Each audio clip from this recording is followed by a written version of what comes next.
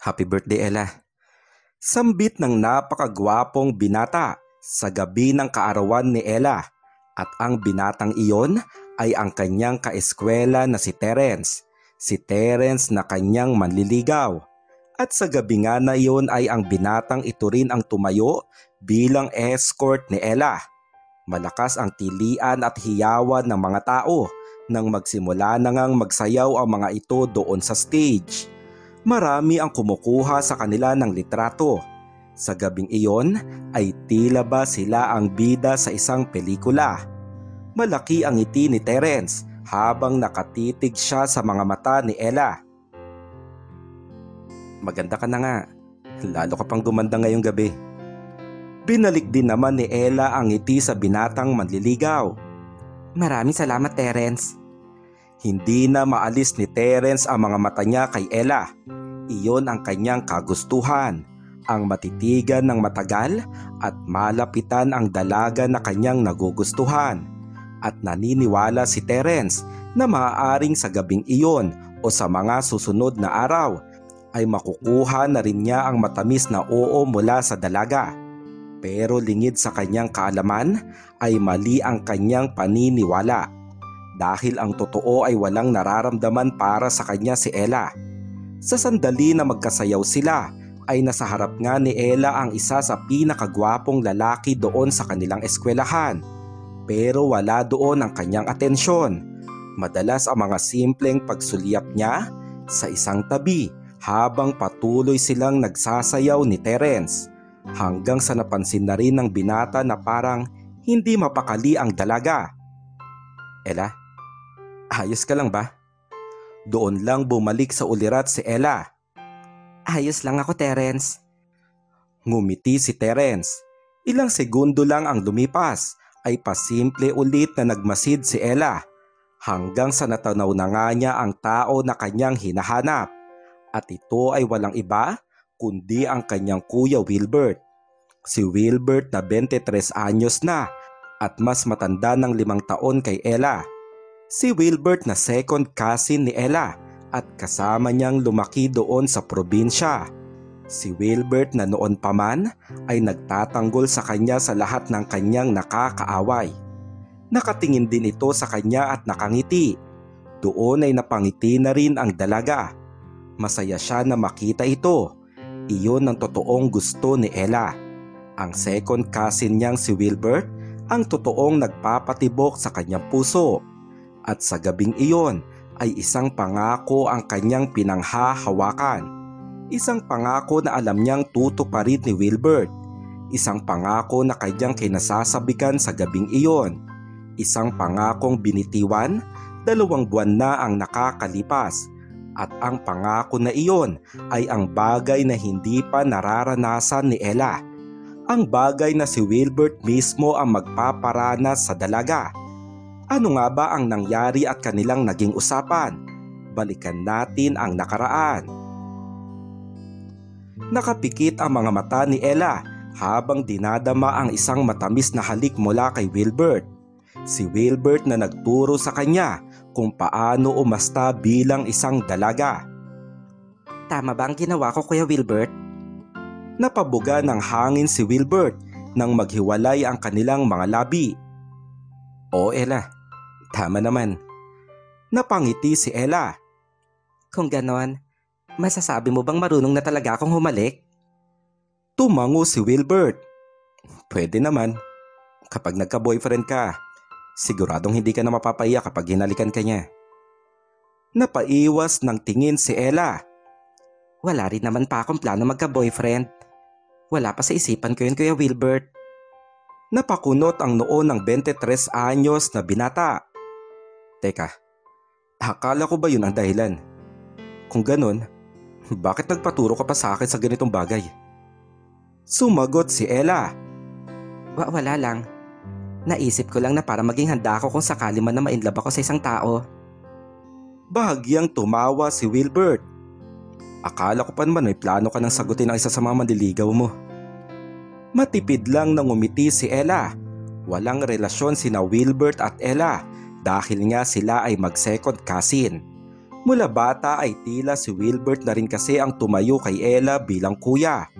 Tatlong babae kasi na magkakapatid sina Ella, habang si Wilbert ay nag-iisang anak lamang. Ang ate ni Ella ang kaedaran ni Wilbert. Pero noon pa man ay si Ella na talaga ang madalas nakasama at kasundo ng binata. Pero lingid sa kaalaman ni Wilbert ay may lihim na pagtingin pala para sa kanya si Ella. Nang magsimulang magdalaga si Ella ay doon din nagsimula na magkagusto siya sa kanyang pinsan. Sa kanyang pinsan na naging kaagapay niya mula nang sila ay mga bata pa lamang. Ni isa ay walang planong sagutin ni Ella ang kanyang napakaraming manliligaw. Dahil isa lamang ang kanyang gusto at iyon nga ay walang iba kundi si Wilbert. Hanggang sa minsang nagkaroon ng kasiyahan ang kanilang angkan doon sa probinsya. Sa dami ng kanilang bisita mula pa sa Maynila ay doon na nga natulog si Ella sa bahay ni na Wilbert. At sa gabing iyon ay doon nagsimula ang kanilang lihim, ang tungkol sa pagtuturo ni Wilbert kay Ella sa mga bagay-bagay. Gayunpaman ay hindi pa rin naman sila humahantong sa bagay na hindi dapat. Wala rin naman kasing plano si Wilbert na gawin yon kay Ella. Pero lingid sa kanyang kaalaman ay iyon ang matagal nang hinihintay ng dalaga. Sige na Ella, ayusin mo na yung sarili mo. Baka mabutan pa tayo ni Mama. Sambit ni Wilbert nang tumayo na ito. 6:00 ng gabi at naroon sila sa sala.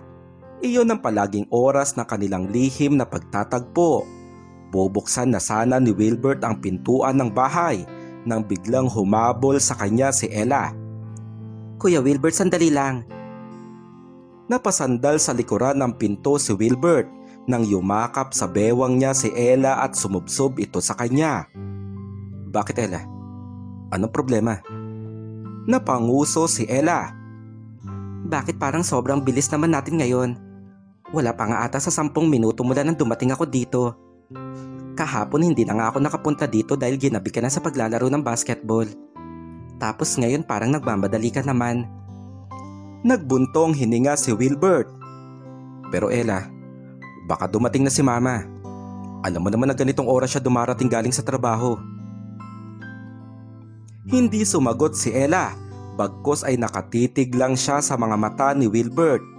Doon ay napatitig na rin si Wilbert kay Ella. Kitang-kita niya ng malapitan ang malaanghel na kagandahan nito. Hindi niya maalis ang mga mata niya dito. At sa puntong yon ay masasabi niyang mahirap nga naman talagang tanggihan ang katulad ni Ella na ang kagandahan ay pinapangarap ng maraming lalaki doon sa kanilang probinsya. Pero siya ay naroon nito mismo sa kanyang harapan at humihiling pa ng kaunting oras mula sa kanya. Sige, pero mabilis lang ha. Tutal masasabi ko marunong ka naman na.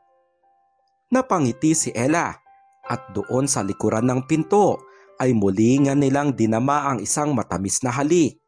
Sa mga oras na yon ay mas malalim na ipinagtaka pa nga ni Wilbert hanggang sa may kakaiba na nga siyang naramdaman. Kaagad na niyang inawat si Ella. Ella, tama na. Ano bang ginagawa mo? Nakatitig pa rin si Ella sa kanyang mga mata. Tila nangungusap ang mga mata nito. Kuya Wilbert, gusto ko nang gawin yon. Handa naman na talaga ako para dun eh. Natigilan si Wilbert. Alam niya kung ano ang tinutukoy ng kanyang pinsan. Nagpatuloy pa si Ella. Ang tagal mo nang sinabi sa akin na gagawin natin yon. Pero hanggang ngayon wala pa rin. Kuya Wilbert, ang tagal ko nang hinihintay yung sinasabi mo. Napabuga ng hangin si Wilbert at umiwas siya ng tingin. Sandali nga lang Ella. Ano ba nangyayari sa'yo? Lumakad si Wilbert pabalik doon sa sala. Sinundan naman siya ni Ella.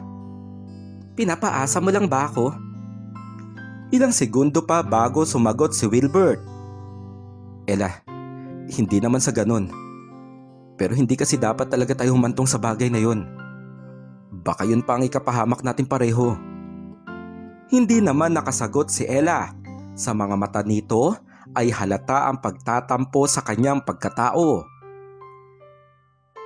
Sige na. Naiintindihan ko naman Kuya Wilbert. Pero sana hindi mo na kasi sinabi nun para hindi na ako naghintay pa. Uuwi na ako. Tila na konsensya naman si Wilbert.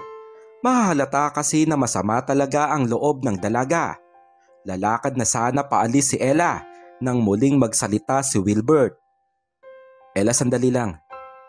Napahinto si Ella sa pagbukas ng pinto pero nanatili siyang nakatalikod kay Wilbert. Ella, sana maintindihan mo na iniwasan kong mangyari sa atin ang bagay na yun. Kasi ang totoo, alam kong hindi ka pa talaga handa para dun kahit pa na sinasabi mo sa akin na handa ka na. Pero kung yun talaga ang gusto mo, sige, gagawin natin. Natigilan si Ella at unti-unting napalingon kay Wilbert. Nagpatuloy pa ang binata. Pero hindi pa ngayon. Sa birthday mo, Ella. Sa mismong gabi ng birthday mo, ganap ka na isang babae at dalaga. Sa mismong birthday mo, gagawin natin yon. Pangako yan. Ilang saglit na tulala si Ella hanggang sa unti-unti siyang napangiti. Aasahan ko yan kay Wilbert. Hihintayin ko ang araw na yon. Doon ay napangiti na rin si Wilbert matapos na bitiwan ng isang pangako. Ang pangako na handa siyang tuparin sa darating na kaarawan ni Ella. Pinanghahawakan ni Ella ang pangako na binitiwan ni Wilbert. Sobra siyang naniniwala dito. Alam niya na hindi siya paaasahin ng binata. Ganun na lang din kasi talaga kalalim ang nararamdaman ni Ella para kay Wilbert. Kaya kahit pa nga na malabong maging nobyo niya ito, sapat na para sa kanya na makasalo ito sa bagay na yon. Sapat na sa kanya na maramdaman ang pagiging isang matipuno ng binata. Dahil oras na mangyari iyon, alam niya na tuluyang mabubuo ang kanyang pagkatao. 2 buwan bago ang kanyang kaarawan, ay pinaghandaan nga ng kanyang mga magulang ang malaking selebrasyon. Maraming pagkain ang iahanda. Madalas ang diskusyon tungkol sa tema at mga damit na isusuot. Madalas rin na pag-usapan ang mga taong malalapit kay Ella na isasali sa programa. Bali paano Ella? Si Terence na ba ang ilalagay nating escort mo dito sa invitation? Nasabihan mo na ba siya? Sumagot si Ella.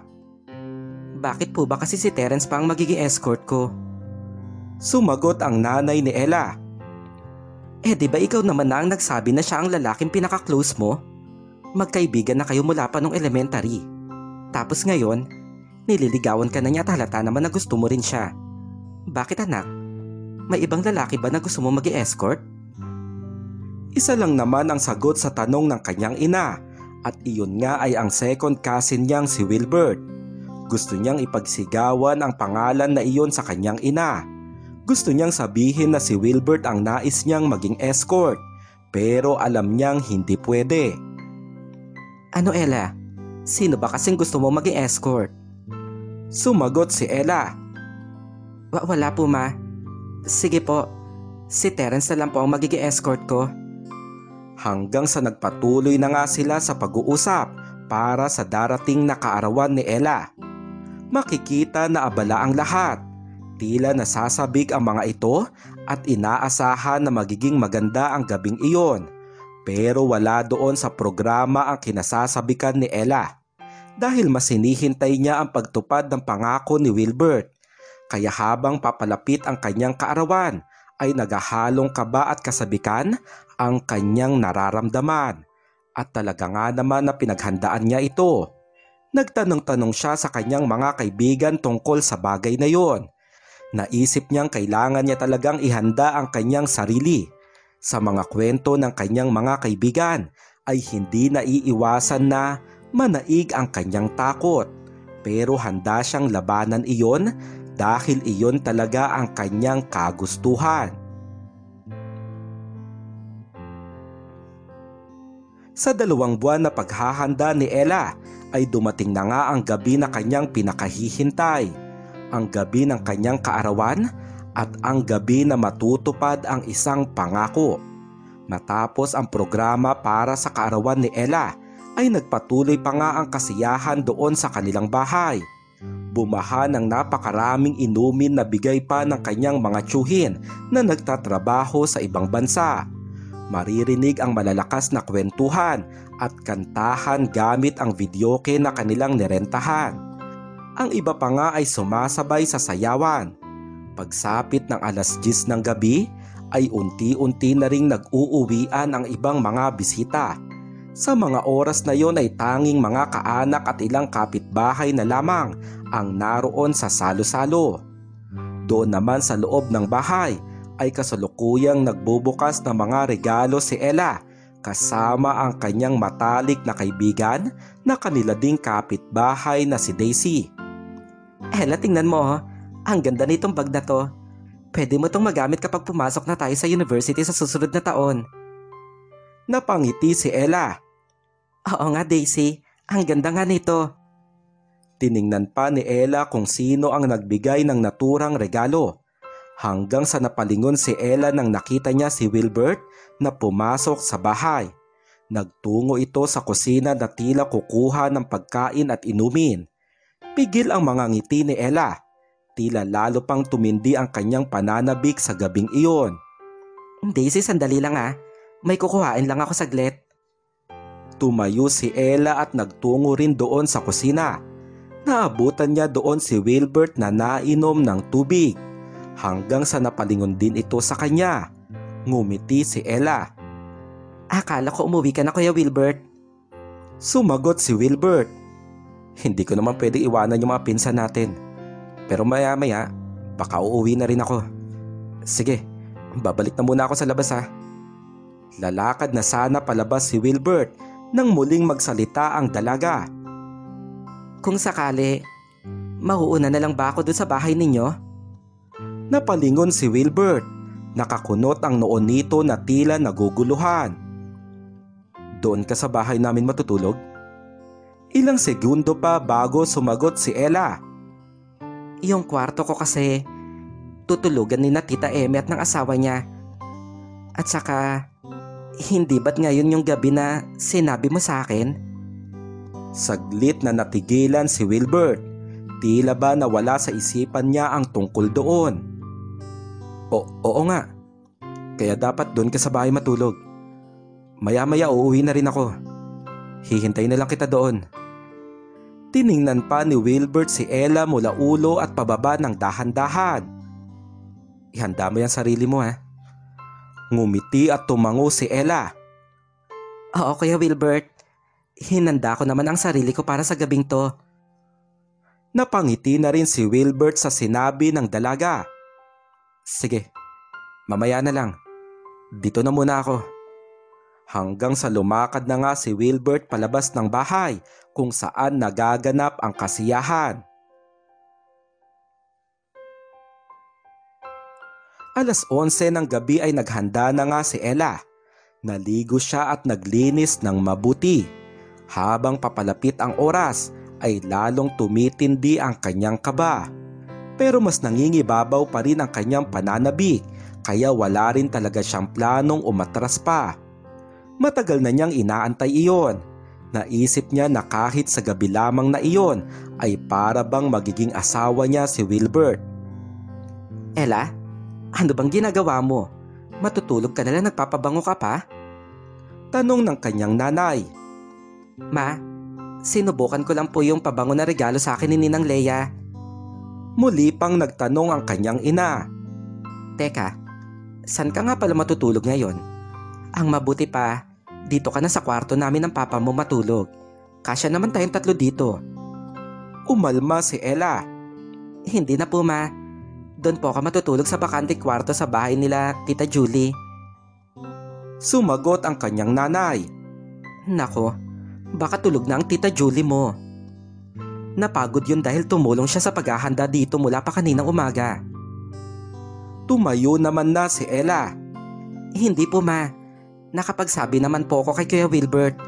Ang sabi niya, hihintayin niya na lang daw po ako. Sige po, Ma, dito na po muna ako ah. Hindi naman na napigil pa ni Julie ang kanyang anak. Lumakad na si Ella palabas ng bahay. Tahimik na sa kanilang bakuran. Natapos na kasi ang kasiyahan. Makikita pa doon ang mga nagkalat na bote na dulot ng kasiyahan sa nagdaan niyang kaarawan. Kahit pa na hating gabi ay lumakad pa rin si Ella. Hindi sapat ang takot para umatras siya sa bagay na kanyang pinakahihintay. Hindi rin naman kalayuan ang bahay ni na Wilbert. Nasa 2 kanto lang ang layo nito, kaya wala pang 3 minuto ay nakarating na doon ang dalaga na katatapos lang sa kanyang magarbong kaarawan. Suot niya ang isang maiksing sando na hapit sa kanya, habang sa ibaba ay suot naman niya ang kanyang paboritong pajama. Ella, anong ginagawa mo dito? May kailangan ka ba? Tanong ng kanyang tiyahin na si Julie, na ina naman ni Wilbert. Tita Julie, dito po sana ako matutulog. Ginamit po kasi lahat ng kwarto dun sa bahay para sa mga bisita. Napaisip si Julie na agad rin namang pinapasok si Ella. Oo nga pala. Pero Ella, saan ka dito matutulog? Yung bakanting kwarto. Nakatambak doon ang mga lumang gamit namin. Gusto mo bang doon ka na lang sa kwarto ko matulog? Tumabi ka na lang sa akin. Kaagad na sumagot si Ella. Hindi po Tita Julie. Doon po ako matutulog sa kwarto ni Kuya Wilbert. Napakunot ang noo ni Julie. Lumapit siya kay Ella at saglit pa na inayos ang basang buhok nito na halatang bagong ligo. Ang ganda-ganda mo kanina dun sa birthday mo. Dalagang-dalaga ka na talaga, Ella. Napangiti si Ella. Salamat po Tita Julie. Nagpatuloy pa si Julie. Pero Ella, dahil nga dalaga ka na, dapat mag-iingat ka na sa mga kilos mo. Lalo na sa mga lalaki. Kahit pa sa pinsan mong si Wilbert. Saglit na napatigil si Ella. Pero Tita Julie, si Kuya Wilbert po ang tumayo kong kuya noon pa man. Matipid na ngumiti si Julie. Alam ko naman yon. Alam ko na sobrang close lang talaga kayong magpinsan. Pero ingatan mo na ang sarili mo dahil hindi ka na bata. Ang mabuti pa, doon ka na sa kwarto ko matulog. Hindi naman alam ni Ella ang kanyang isasagot. 2 buwan siyang naghintay at ayaw niyang maudlot ang kanyang pinaghandaan. Kaya doon ay nagpumilit pa rin siya. Tita Julie, mas sanay po kasi ako matulog sa kwarto ni Kuya Wilbert kapag nandito po ako sa inyo. Pwede po bang doon na lang ako kahit na ngayong gabi lang? Tapos yun na po ang huli kong pagtulog sa kwarto ni Kuya Wilbert. Sige na po Tita Julie, doon na lang po ako. Napaisip si Julie at nagbuntong hininga. O sige na nga, hahayaan pa rin kitang matulog doon. Pero sa mga susunod, hindi na pwede ang ganyan Ella. Katulad ng sinabi ko sa iyo, dalaga ka na at hindi ka na bata. Natuwa si Ella sa pagpayag ng kanyang tiyahin. Maraming salamat po Tita Julie. Sumagot pa si Julie. Pero nasan nga ba si Wilbert? Hindi pa rin kasi siya nauwi hanggang ngayon. Hindi pa rin ba sila tapos mag-inom doon sa inyo? Kaagad rin na nawala ang ngiti ni Ella. Inaasahan kasi niya na naroon na si Wilbert at hinihintay siya. Tapos na po yung party doon sa bahay. Hindi ko naman po siya nakita doon. Napailing si Julie. Hay nako talaga ang batang yon. Ang mabuti pa matulog ka na. Siguradong bukas na uuwi yun dito sa bahay. Sige na, matutulog na rin ako ha. Pumasok na sa kwarto si Julie. Sobrang dismayado naman si Ella.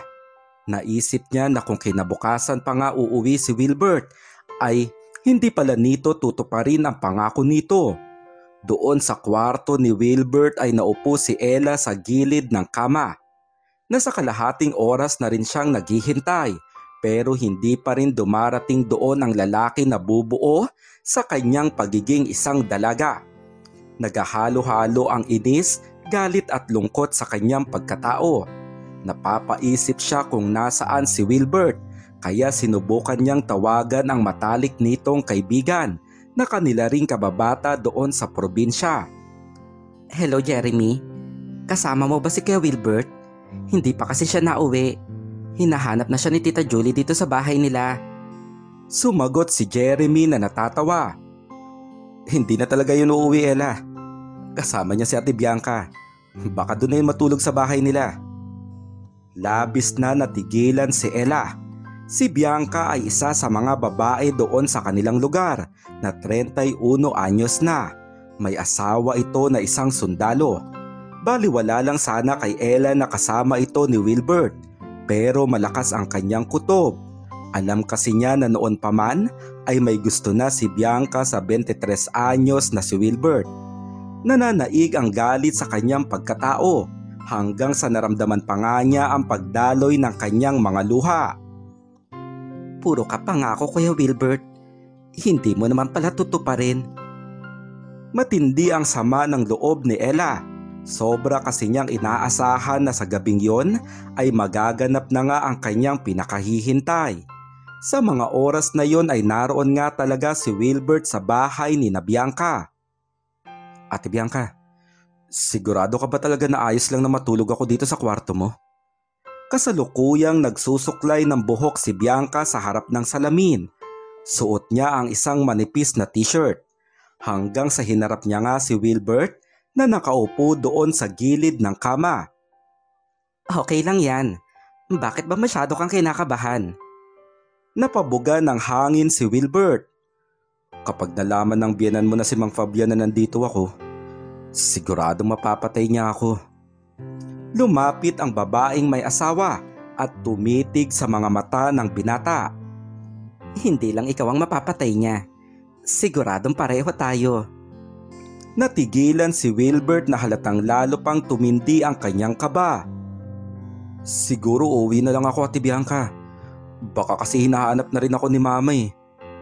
Hanggang sa tumawa ng malakas si Bianca. Nagbibiro lang ako, Wilbert. Huwag ka mag-alala. Hindi ko naman hahayaan na makapasok dito sa kwarto ang kahit na sino habang nandito ka.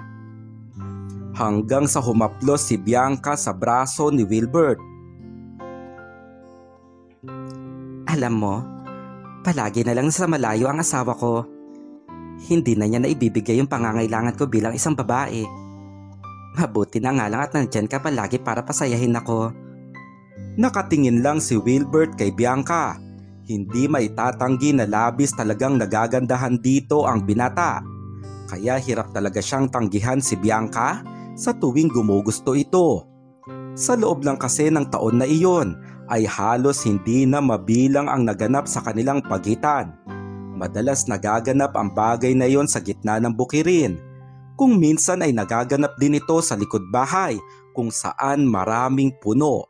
At may pagkakataon din na isinakatupara nila iyon sa isang nakaparadang tricycle doon sa naturang probinsya. At sa gabing iyon ay naroon nga sila mismo sa loob ng kwarto ni Bianca.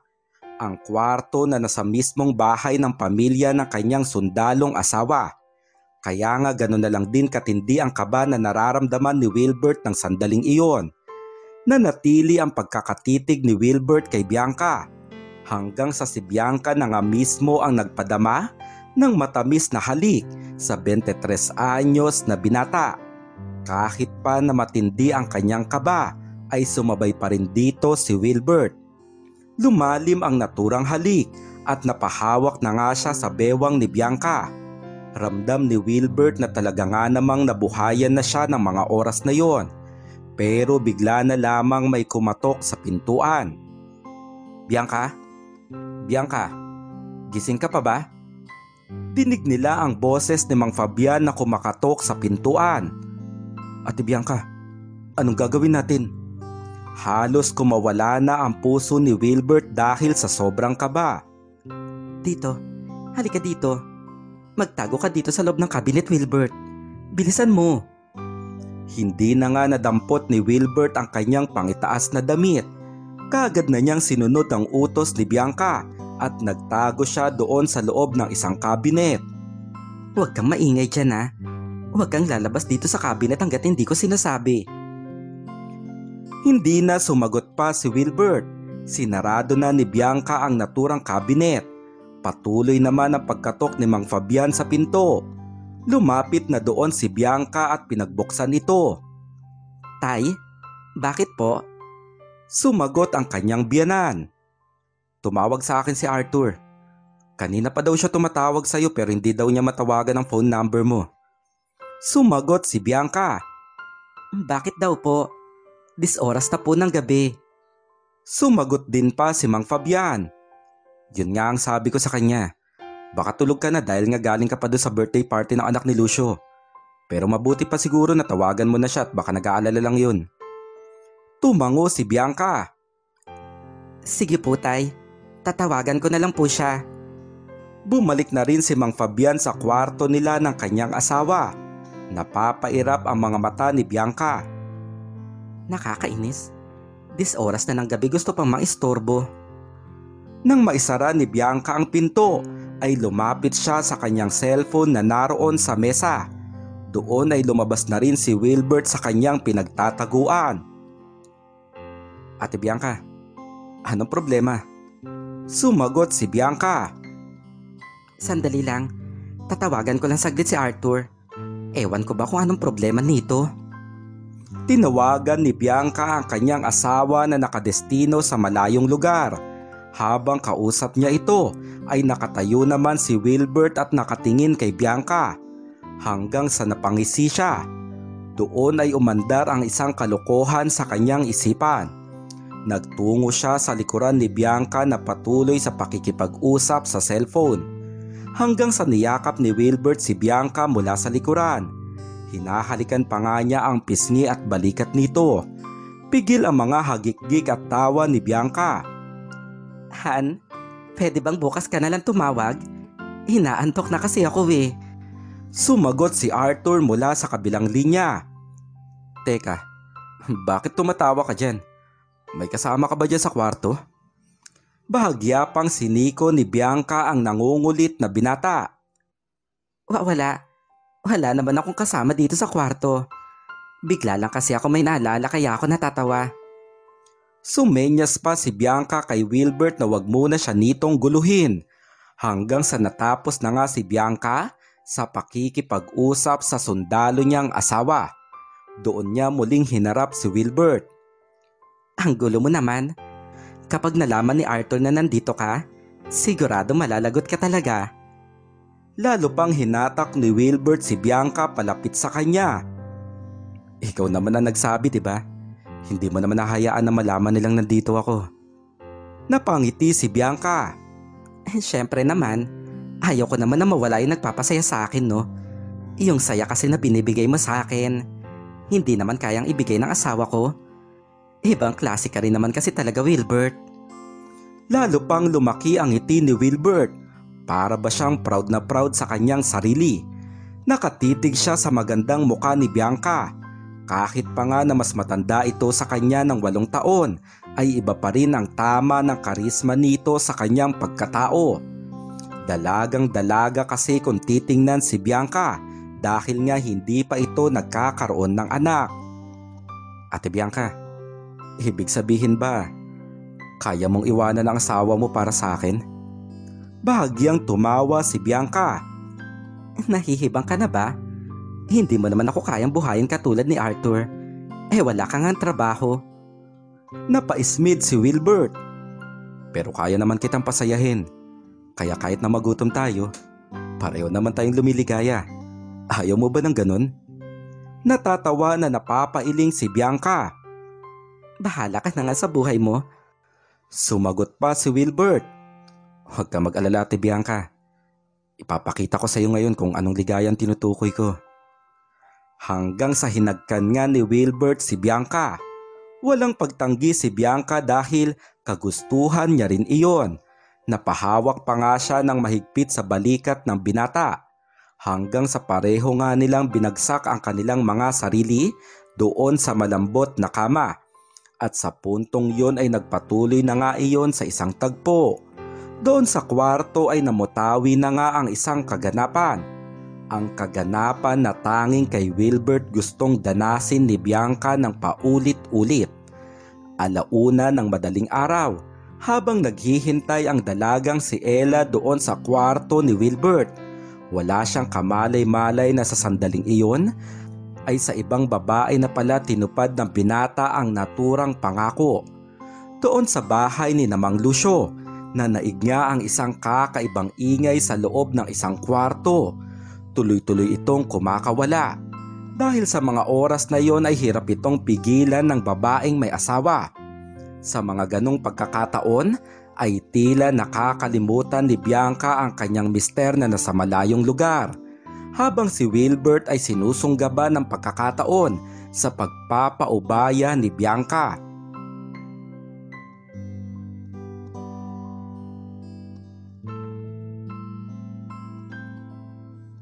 Alas 6 ng umaga nang magising si Wilbert. Naroon pa rin siya sa kwarto ni Bianca. Nasa 3 oras pa lamang ang kanyang tulog. Hindi lang kasi isang beses na mutawi doon sa kwarto ang kaganapan. Matapos lang kasi ang ilang minutong pahinga ay namutawi naman ang ikalawang beses. Sa paglingon ni Wilbert ay nakita niyang mahimbing pa rin ang tulog ni Bianca sa kanyang tabi. Hanggang sa narinig ng binata ang mga boses sa labas ng kwarto. Senyales iyon na gising na ang mga tao sa naturang bahay. Iyon ang pamilya ng asawa ni Bianca. Nakaramdam ng pangamba si Wilbert dahil anumang oras ay pwede siyang makita ng mga ito na naroon sa kwarto. Siguradong malalagot siya, lalo pa sa asawang sundalo ni Bianca. Bumangon na kaagad si Wilbert. Isa-isa niyang dinampot ang mga damit na naroon sa lapag at kaagad rin siyang nagbihis. Ilang saglit pa ay nagising na rin si Bianca. Bumangon ito na nakabalot sa kanya ang kumot. Ate Bianca, paano ko lalabas dito sa bahay niyo? Gising na lahat ng mga tao. Nakangiti lang si Bianca sa binata. Hindi ko rin alam. Siguro lumabas ka na lang dyan basta sa pinto. Huwag mo na lang papansin kung sino man ang makakita sa'yo. Natigilan si Wilbert. Ate Bianca, ano ba? Hindi nga nila ako pwedeng makita. Hindi ako nakikipagbiruan sa'yo. Kailangan ko na umuwi sa bahay dahil siguradong hahanapin na ako ni Mama. Doon ay nagseryoso na rin naman na si Bianca.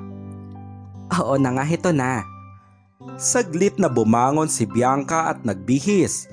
Tapos ay lumapit siya doon sa bintana na patungo sa likod bahay. Dito ka dumaan, Wilbert. Bilisan mo. Dali-dali rin naman na nagtungo doon sa bintana ang binata. Umakyat ka na lang dyan sa bakod Hindi naman yan kataasan. Sinunod ni Wilbert ang utos ni Bianca. Inakyat niya ang bakod hanggang sa nagawa na nga niyang makarating doon sa kalsada. Saglit niyang inayos ang kanyang sarili hanggang sa lumakad nga siya na parang walang nangyari. Nasasalubong pa niya ang ilang kapitbahay. Lumakad lang siya na parang normal, pero nagtatago ang mga ngiti sa kanyang labi. Naroon ang saya niya dahil sariwa pa sa kanyang isipan ang 2 beses at magkasunod na kaganapan sa nagdaan na gabi. Ilang saglit pa ay nakarating na siya sa kanilang bahay. Naabutan niyang gising na doon ang kanyang ina na si Julie. Kaagad itong napatingin sa kanya. San ka na naman ba galing kagabi? Nang sandaling yun ay naghahanda na nga si Julie dahil papasok na ito sa trabaho doon sa bayan. Doon po ako natulog sa bahay ni na Vincent. Napailing si Julie. Alam mo, hindi na ako magugulat kung sa mga susunod na araw, aabutan na lang kitang bangkay sa kung saan-saan dyan sa labas. May bahay naman tayo pero kung saan-saan ka pa rin nakikitulog. Napakamot na lang sa ulo si Wilbert dahil sa panenermon ng kanyang nanay. Sige po ma, aakyat na po muna ako sa kwarto. Nagtungo na rin kaagad si Wilbert sa kanyang kwarto. Hindi rin naman niya gustong marinig pa ang patuloy na panenermon ng kanyang ina. Sa pagpasok ni Wilbert sa kwarto ay napatigil kaagad siya. Nakita niya kasi doon sa kama ang dalagang katatapos lang sa kanyang kaarawan. At iyon nga ay si Ella. Napaisip si Wilbert kung bakit naroon ang dalaga. Ilang saglit pa ay nagising na rin si Ella. Kaagad na bumungad sa kanya ang tao na hinihintay niya buong magdamag. Nagtanong naman si Wilbert. Ella, bakit dito ka natulog? Seryosong nakatingin sa kanya si Ella. hanggang sa umiwas ito ng tingin at agad na rin na bumangon. Hindi nito sinagot ang tanong ng kanyang pinsan. Ella, ayos ka lang ba? Bakit hindi ka sumasagot? Lalakad na sana palabas ng kwarto si Ella pero humarang sa pinto si Wilbert. Kuya Wilbert, ano ba? Uuwi na ako sa amin.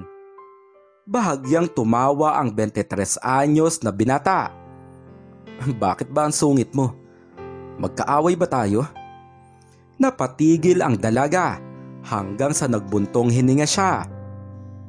Kuya Wilbert, hindi mo na kasi sana binitiwan yung pangako mo kung hindi mo rin naman pala tutuparin. Napakunot ang noo ni Wilbert. Teka, ano bang pangako ang sinasabi mo? Seryosong napatingin si Ella kay Wilbert. Binitiwan mo ang pangako na yun kaya umasa ako ng sobra.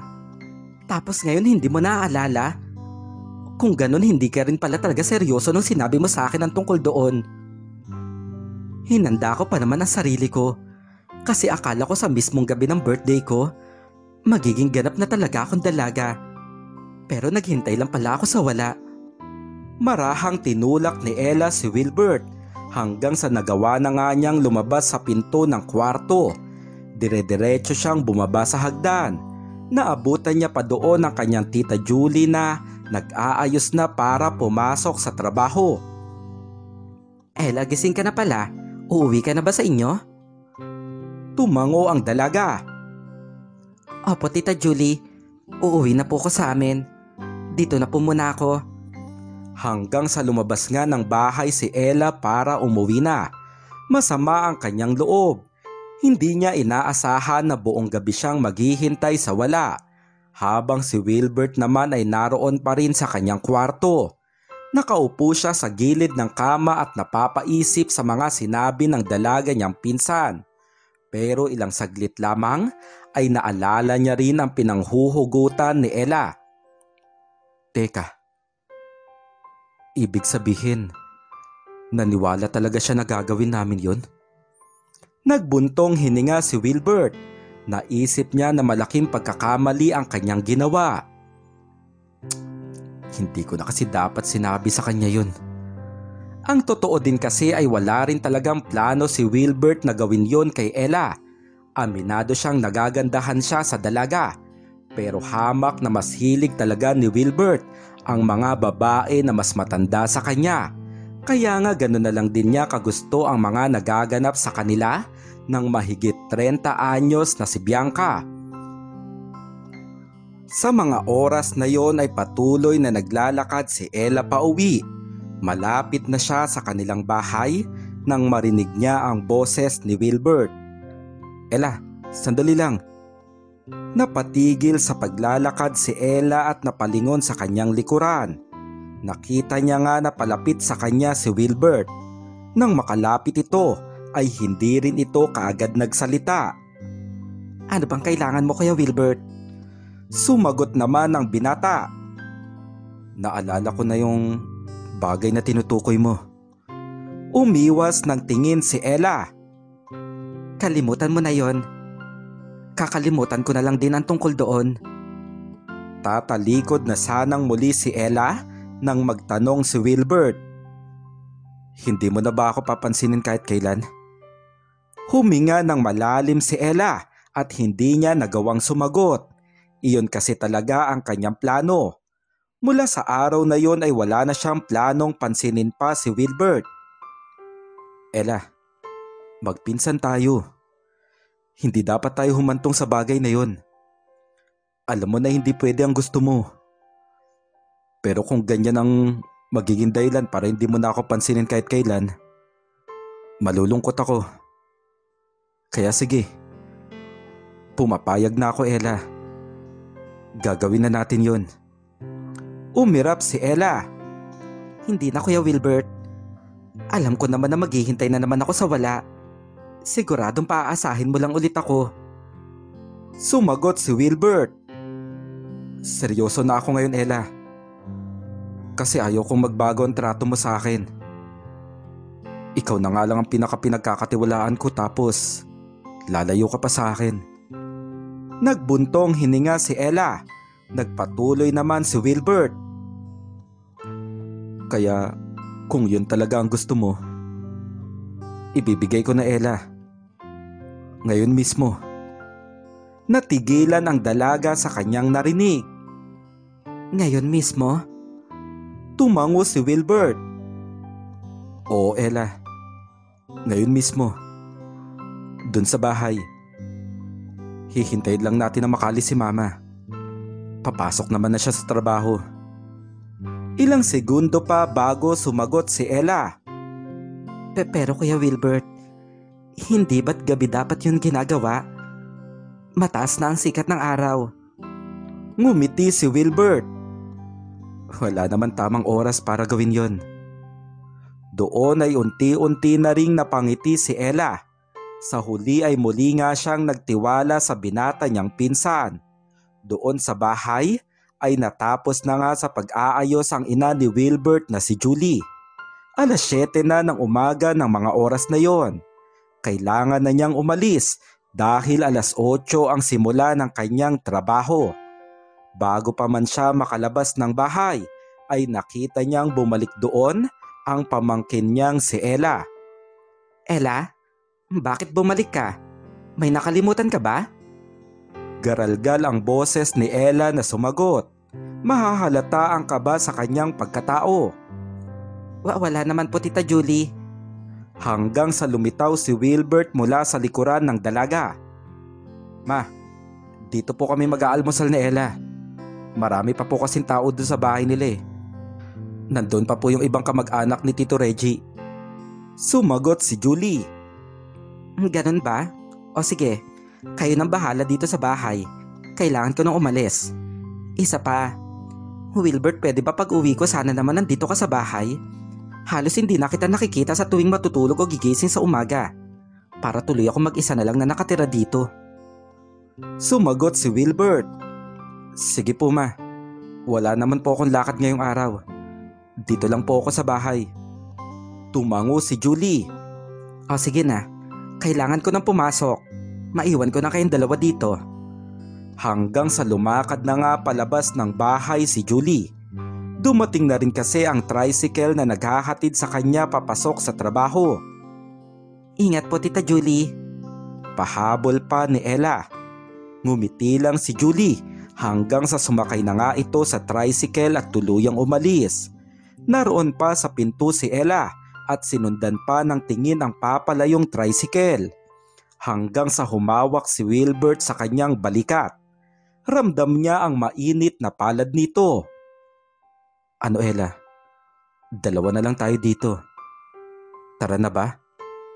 Lumakas ang kabog ng dibdib ni Ella. Sa puntong yon ay mahahalata ang kanyang kaba. Humarap si Ella kay Wilbert. Napabuga naman ng hangin ang binata. Kinakabahan ka ba? Kung hindi ka pa talaga handa, di mas mabuting wag na muna natin ituloy ito. Kaagad na umalma si Ella. Hindi. Handa na ako, Kuya Wilbert. Pinaghandaan ko to ng matagal. Saglit na natigilan si Wilbert. Nagbuntong hininga siya. Sige, pumunta ka na muna doon sa kwarto. Maliligo lang ako saglit tapos pupunta na rin ako doon. Lumunok pa ng laway si Ella bago lumakad paakyat sa kwarto. Sinundan ito ng tingin ni Wilbert hanggang sa nagbuntong hininga siya. Hindi niya alam kung tama ba na pumayag siya sa gusto ni Ella. Aminado siya na maganda si Ella, pero tila wala talaga siyang nararamdaman na pagnanais para dito. Marahil dahil na nga rin sa edad ng dalaga na malayo sa kanyang nakahiligan, pero wala na siyang magagawa pa. Napitiwan na rin kasi niya ang isang pangako. Ayaw niya na dahil doon ay masisira sila ni Ella. Noon pa man kasi ay kasundo na niya si Ella kahit pa nga na 5 taon ang agwat ng edad nila nito. Sige na nga, isang beses lang naman. Bibilisan ko na lang para tapos na kaagad. Nagtungo naman na si Wilbert sa banyo para maligo. Hanggang doon ay napapaisip siya sa mangyayari. Nasa 5 minuto lang ay natapos na rin siyang maligo. Lumabas siya ng banyo na suot ang kanyang paboritong shorts na madalas niya ring gamitin sa paglalaro ng basketball. Saglit niyang pinatuyo ang kanyang basang buhok. Napapaisip pa rin si Wilbert kung itutuloy niya ba ang usapan nila ni Ella. Paano ba to? Kapag hindi ko naman tinuloy, lalo lang siyang magagalit sa akin. Saglit pa na naupo si Wilbert doon sa kusina. Napasabunot siya sa kanyang sarili. Maling-mali. Hindi na pala dapat ako pumayag. Hindi dapat mangyari yun sa amin ni Ella. Paano ko ba ito lalagpasan? Nakatingin sa kawalan si Wilbert hanggang sa naging buo na nga ang kanyang desisyon. Hindi talaga pwede. Hindi dapat kami humantong doon. Kailangan ko na siyang kausapin. Bahala na kung magalit siya. Hanggang sa umakyat na nga si Wilbert sa kanyang kwarto kung saan naghihintay ang dalaga. Sa pagpasok niya doon ay kaagad siyang napatingin sa lapag. Naapakan niya doon ang mga bagay na hindi niya pag-aari. Napatigil si Wilbert. Unti-unti na umangat ang kanyang mga mata. Hanggang sa nakita niya nga si Ella na nakaupo sa gilid ng kama.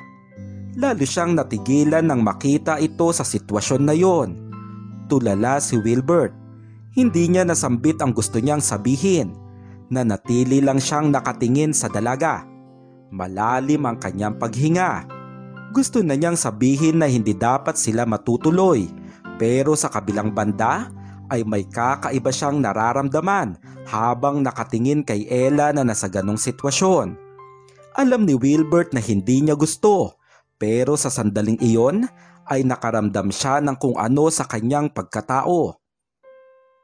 Ella, anong ginawa mo? Bakit nakaganyan ka na? Namula ang pisngi ni Ella.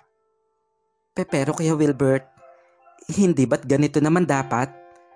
Iyon kasi ang nasabi sa akin ng mga kaibigan ko.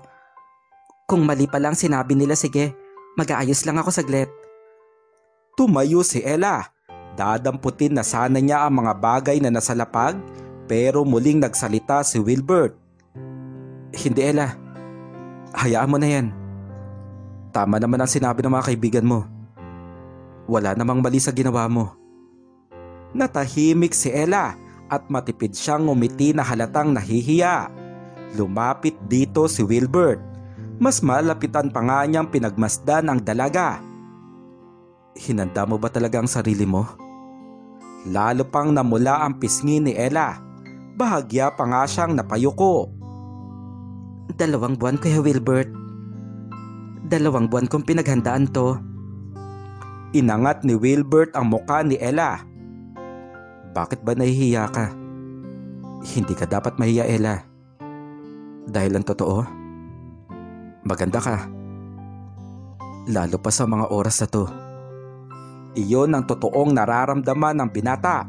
Sa sandaling iyon ay tuluyan na rin siyang nabuhayan at tila gumugusto na rin sa sitwasyon. Ngumiti si Ella. Salamat Kuya Wilbert. Sa dami na nagsabi sa akin yan, sa'yo ako naging masaya ng sobra. Malalim ang paghinga nilang pareho. Kinuha ni Wilbert ang mga kamay ni Ella at nilagay iyon sa kanyang balikat. Habang ang mga kamay ni Wilbert ay kumapit sa bewang ni Ella. Magkatitig ang kanilang mga mata. Unti-unti ay nilapit ni Wilbert ang mukha niya sa dalaga. Doon ay tuluyan nilang dinama ang isang matamis na halik. Ramdam ni Wilbert ang kaba na nararamdaman ni Ella. Pero sa pamamagitan ng matamis na halik ay ginawa niya itong paraan upang maibsan ang kaba na nararamdaman ng dalaga. Saglit na naghiwalay ang kanilang mga labi. Tila nag-uusap ang kanilang mga mata. Parehong malalim ang kanilang mga paghinga na tila hinihingal. Tumango si Wilbert at sumenyas. Nakuha naman ni Ella ang ibig sabihin ng binata at tumango rin siya. Hanggang sa nagtungo na nga sila sa malambot na kama. Sa puntong yon ay hindi na naawat pa ang kanilang mga sarili. Nagpatuloy na nga iyon sa isang tagpo. 8:00 ng umaga Abala ang mga tao doon sa labas ng bahay. Maririnig ang nagbebenta ng taho, pati na rin ang mga batang naglalaro ng habulan. Pero ilang saglit lamang ay isang malakas na pagtili ang namutawi. Galing iyon sa loob ng isang bahay na naroon. Pero hindi iyon masyadong narinig ng mga taong nasa labas. Nagpatuloy ang mga bata sa kanilang paglalaro. Ilang saglit pa, doon sa naturang bahay ay tuloy-tuloy na ngang maririnig ang isang kakaibang ingay. Masaya si Ella na tinupad na nga ni Wilbert ang naturang pangako. Ang pangako na kanyang pinakahihintay. Kahit man lang sa mga oras na yon ay nadama niya na siya ang ninanais ng lalaki na kanyang nagugustuhan. Kahit pa nga na alam niyang malabo niya itong maging kasintahan dahil sa totoong relasyon na sa kanila ay namamagitan. Tila sapat na ang kaganapan na yon para sa dalaga. Dahil sa puntong yon ay nabuo ang kanyang pagiging isang babae.